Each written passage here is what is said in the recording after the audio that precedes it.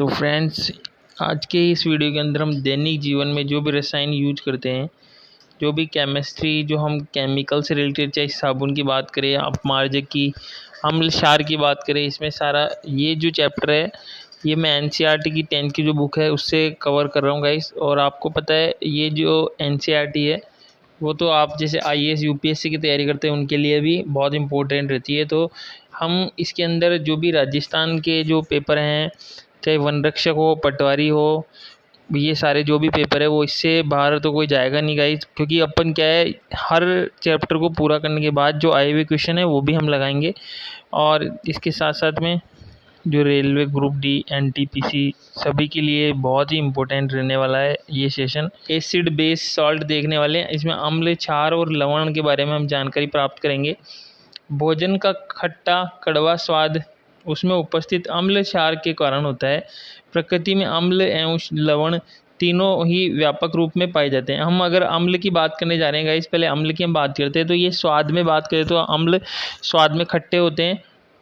अम्ल को अंग्रेजी में एसिड कहा जाता है, जो लैटिन भाषा के शब्द एसिड से बना होता है।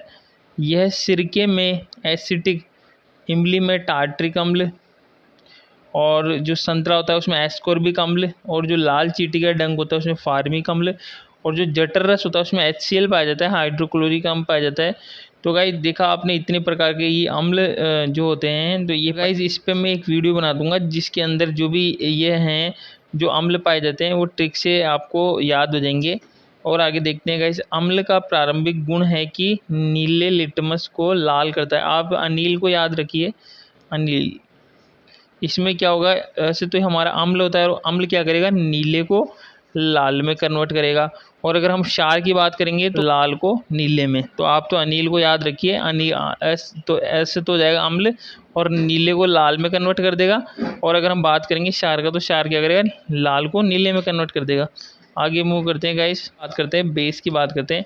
ये स्वाद में कड़वा और लाल लिटमस को नीले में कर देगा। तो मैंने आपको बता दिया अनिल को याद रखिए, तो उसका उल्टा है, क्या हो जाएगा इसमें, तो लाल लिटमस को नीला कर देगा। ये साबुन, ये स्पर्श करने पे साबुन जैसा व्यवहार करते हैं, जैसा कि sodium hydroxide, potassium hydroxide, aluminium hydroxide और अमोनियम हाइड्रोक्साइड। गाइस इसको याद करने का है कि ये अगर आपको समझ में नहीं आ रहा कि क्षार का कैसे पता चलेगा, तो जो आप इसको याद रखिए, जिसमें हाइड्रोक्साइड जो होंगे ना वो अधिकतर वो सारे अपने क्षार ही होंगे।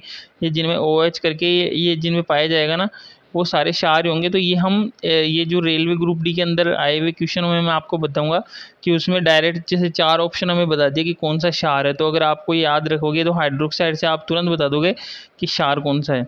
को उदासीन करने में सामर्थ्य रखते हैं, यानी अम्लों को ये क्या कर देते हैं, उदासीन कर देंगे उनमें मिलके। जल में विलय होते हैं, अम्ल और क्षार दोनों ही जल में विलय होते हैं। यदि इनमें जल की मात्रा अधिक होती है तो ये तनु कहलाते हैं। हमारा क्या होता है गाइस, सांद्र होता है, उसमें क्या होगा, गाढ़े में क्या होता है कि पानी की मात्रा कम होगी, और इसके अंदर क्या होता है, तनु में क्या होता है कि पानी की मात्रा ज़्यादा होती है। तो अब ये देखते हैं, जल की तुलना में अम्ल और क्षार की मात्रा अधिक होगी तो क्या होगा गाइस, सांद्र हो जाएगा। अब आगे देखते हैं गाइस, हम क्वेश्चन आ जाएगा कि लवण कौन से होते हैं। तो अम्ल और क्षार की क्रिया के द्वारा लवण और जल बनता है। अगर एग्जाम्पल की हम बात करें गाइस, तो मैंने आपको बताया था क्षार का कैसे पता चलेगा, ये अपना हाइड्रोक्साइड आ गया तो ये क्षार है। तो यानी क्षार और अम्ल और क्षार की जब क्रिया कराएंगे, जब रिएक्शन करवाते हैं, तो हमारा NaCl यानी नमक बन जाएगा और एक तरफ क्या बन जाएगा, H2 बन जाएगा। तो ये तो हमारा लवण हो गया, नमक, और ये हमारा क्या हो गया, जल। तो यानी अगर बात की जाएगी अम्ल और क्षार को मिलाया जाएगा तो क्या हमारा क्या बनेगा गाइस, लवण बनेगा, और प्लस साथ में क्या बनेगा, जल बनेगा। ये हमें याद रखना है। आगे हम देखते हैं गाइस, इस पे मैंने आपको बताया था कि क्षार में अम्ल को उदासीन करने का सामर्थ्य होता है, वो इसी तरीके से होगा भाई, इन दोनों को मिलकर लवण और ये क्रिया का क्या कहलाती है, उदासीनीकरण की क्रिया भी कहलाती है। ऊष्माक्षेपी अभिक्रिया, आपसे कोई पूछे कि कौन सी अभिक्रिया, तो ऊष्माक्षेपी है, यानी क्या हो रहा है, ऊर्जा का क्या होगा, उत्सर्जन हो रहा है, ऊर्जा उत्पन्न हो रही है गाइस। प्रबल अम्ल और प्रबल क्षार से बने लवण उदासीन होंगे, प्रबल अम्ल और दुर्बल क्षार से बने लवण अम्लीय होंगे, और दुर्बल अम्ल और प्रबल क्षार से बने लवण क्षारी होंगे। यानी कहने का मतलब, मेरा कहने का मतलब ये है, कोई चीज़ एक तो प्रबल आदमी है और एक दुर्बल आदमी है, तो कौन सा जीतेगा, प्रबल जीतेगा। तो यानी कहने का मतलब जो चीज़ प्रबल होगी वही वो बनेंगे। यानी कहने का मतलब यहाँ पे अपना जो प्रबल क्या है, यहाँ पे प्रबल हमारा अम्ल है ना, तो यहाँ पे जो लवण बनेंगे वो कौन से बनेंगे, अम्लीय बनेंगे। और यहाँ पे अगर नीचे हम देखें तो प्रबल यहाँ पे क्या है गाइस, क्षार है। तो लवण कौन से बनेंगे इस बार, क्षारीय बनेंगे। ये चीज़ ध्यान रखना आप, तो जो चीज़ प्रबल है वही बनेगी। और यहाँ पे ये एग्जाम्पल बताया हुआ है हमारा HCl आ गया। ये HCl और ये काय में पाया जाता है, जठर रस में भी पाया जाता है। मैंने पीछे बताया था ना आपको, हाइड्रोक्लोरिक अम्ल। और ये NH4OH ये अपना क्या हो गया, ये अपना क्षार हो गया। इसको पहचान गए अपन। यहाँ से फिर ये जब क्रिया करेंगे तो क्या बनाएगा गाइस, ये अम्लीय लवण बनेगा। अम्लीय लवण क्यों बना गाइस, क्योंकि जो ये होता है ना, ये इससे ज़्यादा क्रियाशील रहता है HCl। तो ये इसको यहाँ पे रिप्लेस कर दिया इसने, तो यहाँ पे इसने अम्लीय बन गया। अब यहीं पे हम बात करें पीछे की साइड में यहाँ पे, तो यहाँ पे जो हमारा एसिटिक बताया हुआ है ये, और अगर यहाँ पे हम बात करें CH3COOH, तो ज़्यादा कौन सा ये ज़्यादा क्रियाशील है इसके अंदर, यानी हमारा क्षारीय। तो जो अब बनेंगे वो कौन से बनेंगे, क्षारीय लवण हमारे बनेंगे गाइस। आगे मूव करते हैं हम आगे। जो लवण होते हैं उनके गलनांक और क्वथनांक दोनों ही उच्च होते हैं। यानी कहने का मतलब गलनांक और इसमें क्या फ़र्क होता है, गलनांक और क्वथनांक में। तो गलनांक तो वह पॉइंट होता है जिसमें कोई ठोस पदार्थ, कोई ठोस है वो ठोस द्रव में बदल जाए, उसको बोलते हैं गाइस गलनांक। और क्वथनांक का मतलब होता है कोई द्रव, ऐसा तापक्रम जिसपे कोई द्रव वाष्पित अवस्था में बदल जाए, यानी वाष्प में बदल जाए, उस तापक्रम को क्या कहा जाएगा, क्वथनांक कहते हैं गाइस। अब समझ में आ गया होगा आपको गाइस दोनों में फ़र्क। हमारा गलनांक तो क्या होता है, ठोस से द्रव में बदल रही है कोई चीज़, और कोई चीज़ द्रव से काय में बदल रही है, वाष्प में, तो वो क्या कहलाएगा, क्वथनांक हैं। ये साधारणतः क्रिस्टल के रूप में पाए जाते हैं। क्रिस्टल क्या होते हैं गाइस, जो क्रिस्टल ये क्या है, छोटे छोटे जो अणु होते हैं, परमाणु, उनसे बनी हुई संरचना होती है। उसमें एक फिक्स संरचना रहती है, क्रिस्टल की एक फिक्स संरचना रहती है जो आपस में जुड़े हुए रहती है, एक स्ट्रॉन्ग, एक ठोस वो रहती है गाइस ये। तो क्रिस्टल में इसके साथ साथ इसमें जल भी उपस्थित होता है। लवण के इकाई सूत्र को लिखने के लिए जल के अणुओं की जो निश्चित संख्या जुड़ी होती है उससे क्रिस्टल जल कहते हैं। यानी कहने का मतलब जो क्रिस्टल जल, अब जैसे इसको हम देखते हैं, जैसे ये Na2 ये है, Na2CO3 10H2 है, ये हमारा जो सोडियम कार्बोनेट जिसे धावन सोडा भी कहते हैं हम, धावन सोडा। तो ये इसमें क्या हो रहा है, सोडियम कार्बोनेट तो ये आ गई, तो ये तो इकाई हो गया, ये अपना लवण का इकाई तो ये, और 10H2O ये हमारा, तो इसको क्या कहेंगे, क्रिस्टल जल कहेंगे। समझ गए गाइस। आगे मूव करते हैं। लवण में 10 अणु जल की क्रिस्टल के रूप में है। अन्य उदाहरण और देख लो, जैसे जिप्सम की हम बात करें गाइस, तो CaSO4 यहाँ पे ये हमारा कैल्शियम सल्फेट हो गया, और इसमें क्या हो गया, कैल्शियम सल्फेट में 2 अणु क्या है, जल के हैं, तो ये भी क्रिस्टल जल हो गया। और यहाँ पे ये हमारा ये फिटकरी का फॉर्मूला हो गया K2SO4 Al2SO4 टेकन थ्राइस, इसको टेकन थ्राइस बोलते हैं, और 24H2O। तो यहाँ पे ये जो 24H2O दिख रहा है गाइस, यही हमारा क्या है, क्रिस्टल जल के अणु है, यही है जो क्रिस्टल जल के बोलेंगे इसको। अब जो इम्पोर्टेंट और बहुत ही इम्पोर्टेंट, जिसमें डायरेक्ट क्वेश्चन पूछे जाते हैं, जो भी हमारे एग्जाम वगैरह हैं उनमें डायरेक्ट जो क्वेश्चन आते हैं वो यहाँ से आते हैं। जो अनेक रसायनज्ञों ने अम्ल और क्षार की अन्य परिभाषाएं भी दी है। तो अम्ल और क्षार की परिभाषा सर्वप्रथम 1887 ईस्वी में आरेनियस ने इस प्रकार दी, जो पदार्थ, अब हम परिभाषा देखने वाले, जो पदार्थ जलीय विलयन में अपघटित होकर हाइड्रोजन आयन, और हाइड्रोजन आयन का मतलब क्या है हमारा, H+, हाइड्रोजन तो H हो गया और प्लस लग गया इसलिए आयन हो गया, तो हाइड्रोजन आयन देते हैं उन्हें अम्ल कहेंगे। तो आगे देखते हैं, जो पदार्थ जलीय विलयन में अपघटित होकर हाइड्रोक्सिल आयन देते हैं, जिन्हें OH- कहेंगे गाइस हम, OH-, उन्हें क्या कहेंगे, क्षार कहेंगे। यानी कहने का मतलब जो अपने अपघटित होके, यानी टुकड़ों में विभाजित होके जो H+ दे दे, जो टुकड़ों में विभाजित होकर H+ दे दे, वो तो क्या कहलाएगा, अम्ल होगा। और जो OH- देगा अपघटित होकर टुकड़ों में विभाजित होकर, वो क्या होगा, हमारा क्षार होगा। हम आगे मूव करते हैं नेक्स्ट पेज पे। उदाहरण की बात की जाए, जैसे हमारे ये HCl है, हाइड्रोक्लोरिक अम्ल है गाइस ये हमारे। तो हाइड्रोक्लोरिक अम्ल में जैसे H+ आ रहा है, यहाँ पे ये H+, आप तो गाइस इसमें ये ध्यान रखना है, जहाँ पे अपना OH, अगर अपना OH बन रहा है, वहाँ जहाँ पे OH बन रहा है हमारा, OH जहाँ पे मैंने बताया था ना आपको, ये जो जैसे सोडियम, जैसे NaOH था हमारा, जैसे NaOH था हमारा, तो ये भी हमारा क्षार था। तो ये कैसे पता चला हमें, क्योंकि यहाँ पे OH जो सोडियम हाइड्रोक्साइड मैंने बताया ना, उसमें क्या होता है, क्षार में हाइड्रोक्साइड बनता है। तो OH आप ऐसे पहचान पाओगे कि भाई अम्ल होगा या क्षार। कहने का मतलब जैसे H+ है, तो यहाँ पे H आ रहा है, तो हमारा ये क्या निकलेगा, H+ ही तो निकालेगा। ये जो हाइड्रोजन आयन ही तो देगा यहाँ पे। अगर हम HNO3 की बात करें गाइस तो यहाँ पे भी यही हो रहा है, ये नाइट्रिक अम्ल है हमारा, तो यहाँ पे क्या होगा, ये H+ और NO3 ये हमारा माइनस निकल गया। और H2SO4 सल्फ्यूरिक अम्ल हम जो बात करते हैं तो इसमें हमारा क्या होगा, SO4 ये माइनस में चले गया 2, और जो हमारा मेन जो ये क्या आ गया, हाइड्रोजन आयन आ गया। तो इससे हमें पता चला कि ये क्या है, अम्ल है। और जो एसिटिक अम्ल है हमारा, एसिटिक अम्ल में भी यही हुआ कि गाइस हमें पता कैसे चला कि यहाँ पे क्योंकि H है तो ये काय में निकल गया, हमारा H+ में निकल गया, और H+ में ये अलग निकल गया एक्वा में। और तो ऐसे हमें पता चला। ऐसे हम यहाँ पे अगर कार्बनिक अम्ल की हम बात करते हैं, यहाँ भी यही हुआ गाइस। ऐसे ऐसे हमें ये पता चला कि ये क्या है, ये सभी अम्ल हैं क्योंकि इसमें H+ आयन निकल रहा है गाइस। यहाँ मुक्त प्रोटॉन यानी हाइड्रोजन आयन अत्यधिक क्रियाशील होता है, जल से क्रिया करके हाइड्रोनियम आयन ये रहा H3O+ ये आ गया हमारा, इसके रूप में आएगा। यानी जैसे यहाँ पे हम देखने वाले हैं जैसे H+, तो ये हमारा जो हाइड्रोजन आयन है उसकी हम जल से क्रिया कराए तो ये हमारा क्या बन गया, हाइड्रोनियम बन गया। क्या बन गया गाइस, हाइड्रोनियम बन गया। ये देखिए हमारा अगर क्वेश्चन आ जाए कि जो हाइड्रोजन जो आयन है अगर उसकी जल से क्रिया कराएंगे तो क्या बन जाएगा, हाइड्रोनियम बन जाएगा, H3O+ बन जाएगा। और कुछ अम्ल जलीय विलयन पूर्णतः आयनित हो जाते हैं, जैसे कि जो प्रबल अम्ल होते हैं। जैसे अब प्रबल अम्ल की हम बात करते हैं तो इनको याद रखिए, हाइड्रोक्लोरिक अम्ल हुआ, H2SO4 सल्फ्यूरिक अम्ल हुआ, HNO3 नाइट्रिक अम्ल हुआ।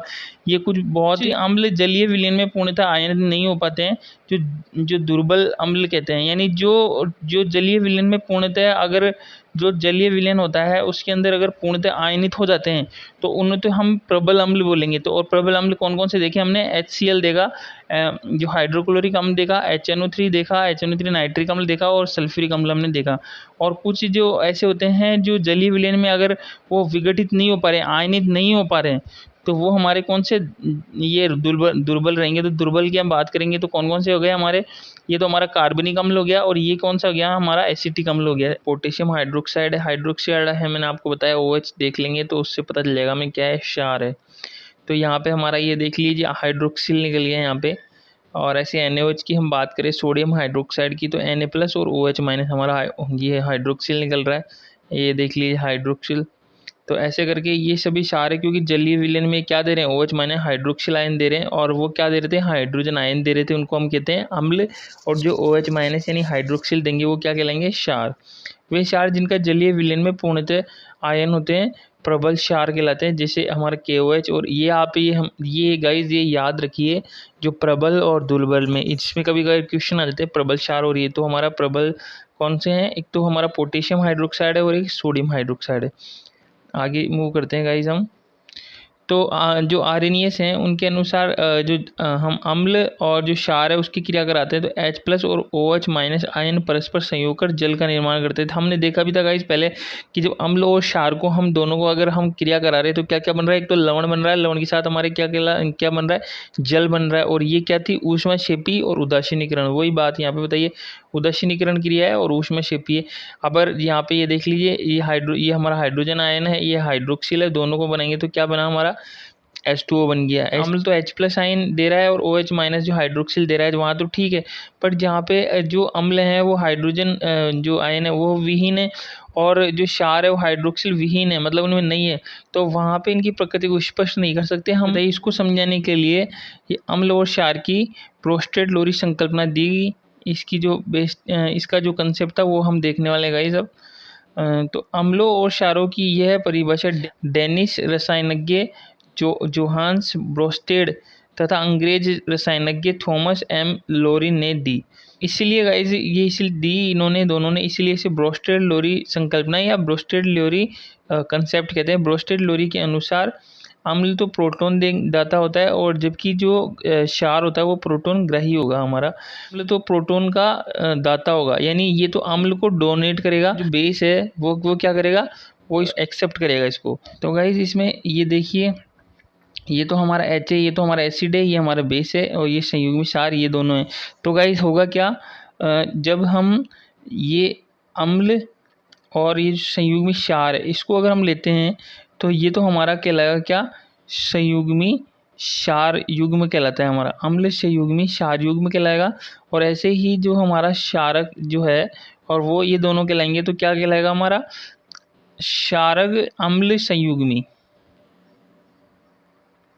और ये देख लीजिए, ये यहाँ पे मैंने क्या बताया आपको, जो डोनर कौन होता है, डोनर हमारा कौन सा होगा, एसिड हमारा डोनर होता है।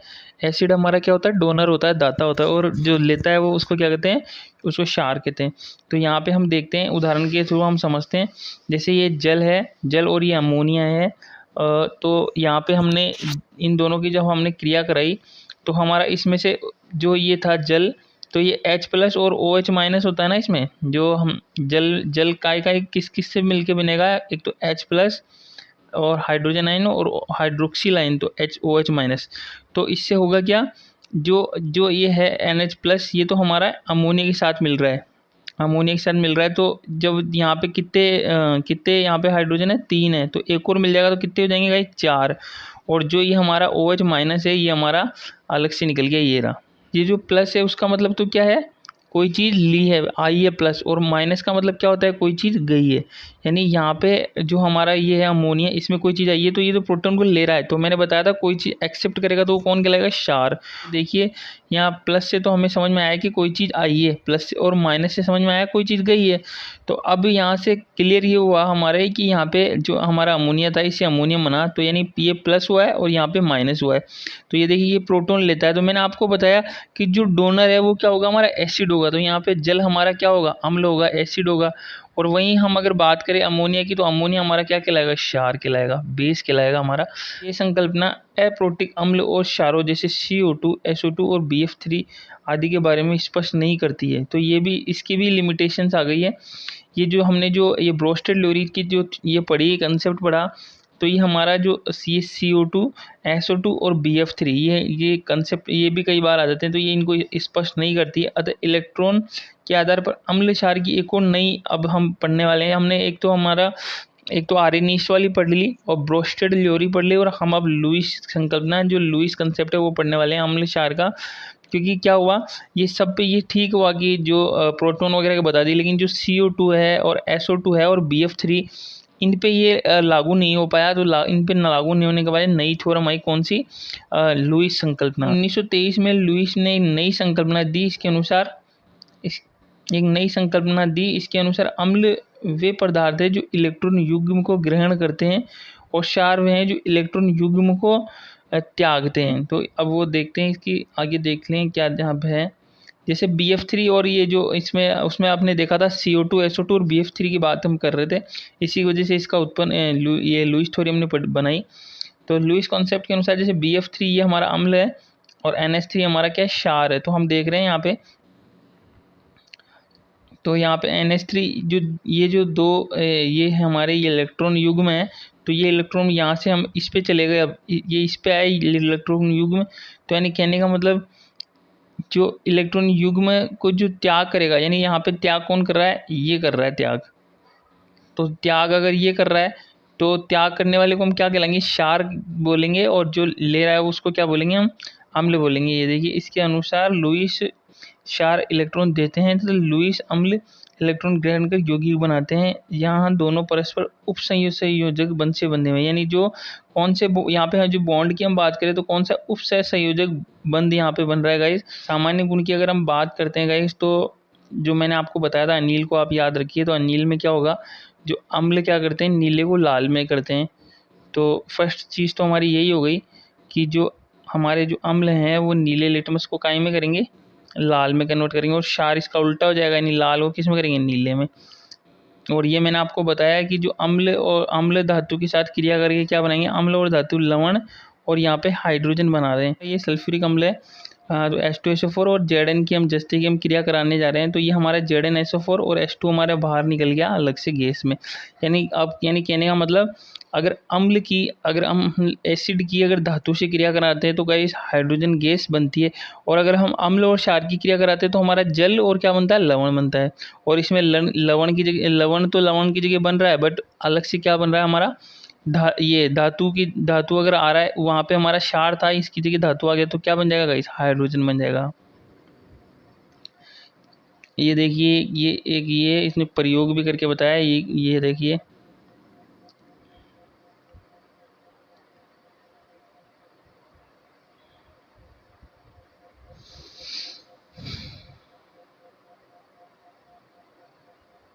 तो गाइस जैसे इसको हम ये जो प्रयोग के माध्यम से देखते हैं, जैसे H2SO4 है हमारा सल्फ्यूरिक अम्ल है जो हमने तन्नु लिया है। तन्नु जो है आप देखिए, जैसे ये हमारा ये तो हमारा स्टैंड हो गया, और ये हमारी परखनली में हमने क्या डाल रखे हैं, दानेदार जिंक डाल रखे हैं, जो ये हमारा यहाँ पे जो जस्ता है ये जो ये लिया है हमने, तो ये हमने यहाँ पे ये डाला, और इसके साथ साथ में ये परखनली ये स्टैंड के साथ लगी हुई, और तन्नु सल्फ्यूरिक अम्ल हमने डाला, जो ये H2SO4 जो ये वाला H2SO4 ये आ गया यहाँ पे, यानी दोनों अब ये क्रिया करेंगे इसमें, तो हमारे क्या बनेगा, और हमारा हाइड्रोजन बनेगा। तो ये हाइड्रोजन देखिए, ये हाइड्रोजन गैस के बुलबुले यहाँ पे ये बनेंगे, और फिर ये यहाँ से उड़ के ये यहाँ से उड़ के और ये प्रवाह नली में जाएगा। तो प्रवाह नली के बाद में यहाँ पे साबुन का विलयन है, यहाँ से ये क्या बुलबुले बनेंगे इसके साबुन के, जिनमें क्या भरी हुई रहेगी, हाइड्रोजन, और इनको जैसे हमने मोमबत्ती से जलाया तो फटफट की ध्वनि के साथ में इसका दहन हुआ, तो इससे हमें क्या पता चला, हाइड्रोजन है। अगर ये क्वेश्चन आ जाए कि जो अम्लीय पदार्थ होते हैं उनको हम धातु के बर्तनों में क्यों नहीं रखते हैं, तो इसका कारण ये है क्योंकि गाइस क्या होगा, जैसे हमने अम्लीय पदार्थ है उनको जैसे हमने धातु में रखा तो हमारी क्या बन जाएगी, हाइड्रोजन गैस बन जाएगी। तो ये यहाँ पे देखिए ZnO यानी कहने का सोडियम जिंकेट बन गया, और यहाँ पे क्या बन गया, हाइड्रोजन। तो यानी कहने का मतलब धातु की इसलिए नहीं रखते, धातु के पात्रों में हम जो अम्लीय पदार्थ उनको हम नहीं रखते इनमें, परंतु सभी धातुओं की क्षारों के साथ अभिक्रिया में H2 नहीं बनती है। पर अगर हम बात करें कि जो सभी जो धातुएं होती है उनकी क्षारों के साथ अगर हम क्रिया कराते हैं तो उसमें हाइड्रोजन गैस नहीं बनती है हमारा, ऐसा नहीं होता इसमें। जबकि अम्ल में हमेशा क्या बन रहा है, हाइड्रोजन।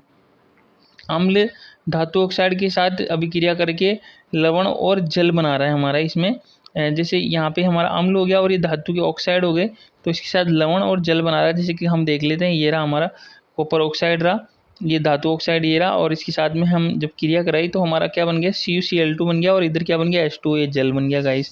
सभी अम्ल और क्षारों के जलीय विलयन विद्युत के सुचालक होते हैं। इसका उपयोग विद्युत अपघट्य के रूप में किया जाता है। यानी कहने का मतलब जो अम्ल और क्षार होते हैं उनका जो जलीय विलयन होगा, वो धातु का सुचालक होगा, यहाँ पे चालक की तरह व्यवहार करेंगे, इसलिए इनका उपयोग विद्युत अपघट्य के रूप में किया जाएगा। आगे हम अब देखते हैं इसका। सभी अम्ल क्षारों से अभिक्रिया करके अपने गुण खो देते हैं, उदासीन हो जाते हैं। ये मैंने आपको बता ही दिया था गाइस, ये पर अपन पढ़ चुके। अम्ल और क्षारीय क्रिया करेंगे तो क्या क्या बनेगा, लवण और जल कहलाएगा, तो और जल बनाएगा, और ये हमारी क्रिया कौन सी, उदासीनीकरण। इसके साथ साथ में ऊर्जा का उत्सर्जन होगा, इसलिए ऊष्मा का उत्सर्जन होगा, इसलिए इसे क्या कहेंगे, ऊष्माक्षेपीय अभिक्रिया भी होती है ये। अब गाइस कुछ मेन जो अम्ल हैं जो काम में आते हैं और उन पे क्वेश्चन आते ही रहते हैं, तो वो क्वेश्चन हम देख लेते हैं कि जो इम्पोर्टेंट है। तो एक तो गाइज ये देख लीजिए आप, जो नाइट्रिक अम्ल होता है हमारा जो HNO3 होता है गाइज, नाइट्रिक अम्ल बोलते हैं इसे HNO3। तो जो HNO3 होता है गाइज नाइट्रिक अम्ल, वो एक तो उर्वरक बनाने के काम में आता है, और ये कई बार क्वेश्चन ये आया हुआ है, जो चांदी और सोने के जो गहने होते हैं उनको हम साफ़ करते हैं, तो किससे साफ़ करते हैं, तो चांदी और जो सोने के जो गहने होते हैं उन्हें साफ़ करने के लिए हम नाइट्रिक अम्ल का यूज करते हैं गाइज। और एक ये अम्लराज आप देख लीजिए, एक्वारेजिया भी कहते हैं इसे। इसमें क्या होता है कि 3 भाग तो हम HCl का लेंगे और 1 भाग HNO3 का लेंगे, और दोनों को मिला के अम्लराज बनता है। तो गाइज इसको याद ऐसे रख सकते हो आप कि जो 3 भाग कैसे कि, तो 1 2 3, ये 3 हो गया, 1 2 3 में हुए ना ये, तो ये हो गया। अगर 3 से याद रखेंगे 3 भाग और 1 भाग हुआ जो HNO3 हो जाएगा गाइज हमारा। ऐसे करके 3:1 का रेशियो हम बनाते हैं, तो ये हमारा एक्वारेजिया बनता है, अम्लराज जिसे कहते हैं, जो एक बहुत ही महत्वपूर्ण यौगिक होता है गाइज। और इसके साथ साथ में एक सल्फ्यूरिक अम्ल देख लीजिए गाइज आप, जो हमारा H2SO4 होता है इसको सल्फ्यूरिक अम्ल कहते हैं हम, H2SO4 हमारा होता है उसको सल्फ्यूरिक अम्ल कहा जाता है। तो सब सल्फ्यूरिक अम्ल की हम बात करते हैं, तो ये हमारा सेल, कार, बैटरी उद्योगों में आदि में यूज किया जाता है। और मेन चीज़ ये क्वेश्चन आ जाता है कि जो अम्लों का राजा कौन सा होता है, तो हमारा सल्फ्यूरिक अम्ल H2SO4 को ही हम क्या बोलते हैं, अम्लों का राजा, किंग ऑफ एसिड्स कहते हैं गाइस इसे। कंफ्यूज मत होना गाइस, ये तो अम्लराज होता है, अम्लराज, और ये होता है अम्लों का राजा, अलग अलग है दोनों। आगे मूव करते हैं। और अगर सिरके वगैरह की हम बात करते हैं, जो सिरका होता है हमारा एसिटी का, तो वो हमारा अचार वगैरह इनको संरक्षित रखने के काम में आता है, ये इतना इंपॉर्टेंट नहीं है। बट फिर भी आ जाए तो आप कर सको। और ये देख लीजिए आप, ये गाइस ये भी बहुत जो कैल्शियम हाइड्रोक्साइड होता है, ये जो मिट्टी की अम्लता होता है उसको दूर करने का काम आता है। बहुत बार आ चुका है गाइस ये एग्जामों में कि जो मिट्टी की अम्लता होती है, जो इसके एसिडनेस होती है जो हमारी मिट्टी की, उसको दूर करने के लिए किसका यूज किया जाता है, तो कैल्शियम हाइड्रोक्साइड का, ये CaOH2 का हम यूज किया जाता है गाइज। और आगे सफ़ेदी और चूना का एक घटक होता है। और ये भी याद रखिए जो हमारा MgOS टेकन ट्वाइस है, यानी इसको टेकन करके बोलते हैं गाइज, लेकिन आप अगर ऐसे भी बोल सकते हैं MgOS2, तो इसको हम मिल्क ऑफ मैग्नीशिया कहते हैं, और वैसे इसका नाम होता है मैग्नीशियम हाइड्रोक्साइड। तो अगर आ जाए मिल्क ऑफ मैग्नीशिया कौन सा है, तो मिल्क ऑफ मैग्नीशिया हमारा हो जाएगा गाइज मैग्नीशियम हाइड्रोक्साइड। और ये एक एंटा एसिड, ये हमारा एक ये एंटा एसिड होता है जो पेट की अम्लता और पेट में जो कब्ज वगैरह होते हैं उनको दूर करने का काम आता है। तो बहुत इंपॉर्टेंट चीज़ है ये भी। तो इससे हमने क्या सीखा गाइज, एक तो एंटा एसिड होता है, जो ये एंटा एसिड क्या करता है, जो वो कौन सा है एंटा एसिड, वो है हमारा मिल्क ऑफ मैग्नीशिया, जिसे मैग्नीशियम हाइड्रोक्साइड भी हम कहते हैं गाइज। तो ये मिल्क ऑफ मैग्नीशिया जो है, ये जो पेट की कब्ज और जो पेट की अम्लता है, जो एसिडिटी है, उसको दूर करने के काम में आता है। और ये इनो वगैरह ये सारे रहते हैं, तो ये एंटा एसिड ही रहते हैं गाइज हमारे। आगे हम देखते हैं, आगे जो कैल्शियम कार्बोनेट है, ये तो आपको पता है संगमरमर में जो होता है, इसको संगमरमर CaCO3 कैल्शियम कार्बोनेट। और जो मेन ये भी कई बार आया हुआ है गाइस हमारा, ये वाला जो सिल्वर नाइट्रेट रहता है, जो फोटोग्राफी में कौन सा किसे यूज किया जाता है, तो याद रखिए AgNO3 सिल्वर नाइट्रेट। ये भी बहुत इंपॉर्टेंट है गाइस, बहुत बार पूछा जाता है कि फोटोग्राफी में किसका यूज किया जाता है, तो बता देंगे हम सिल्वर नाइट्रेट का यूज किया जाता है। और इसके साथ साथ में एक ये फिटकरी का यूज किस में किया जाता है, जल के शोधन में, जल को साफ करने के काम में किया जाता है। इसका सूत्र की अगर हम फॉर्मूले की बात करें तो K2SO4 Al2SO4 टेकन थ्राइस और 24H2O, ये 24 में जल के अणु रहते हैं गाइस। इसी प्रकार अनेक लवण होते हैं जो दैनिक जीवन में काम में लेते हैं। अब pH की हम बात करते हैं, जो हमारा pH स्केल होता है। तो गाइस pH स्केल के बारे में हम नेक्स्ट वीडियो में पढ़ेंगे। और नेक्स्ट वीडियो में हम है ना, जो हमने एसिड और बेस पढ़ा, एसिड और बेस रिलेटेड क्वेश्चन आए हुए क्वेश्चन भी हम देखेंगे।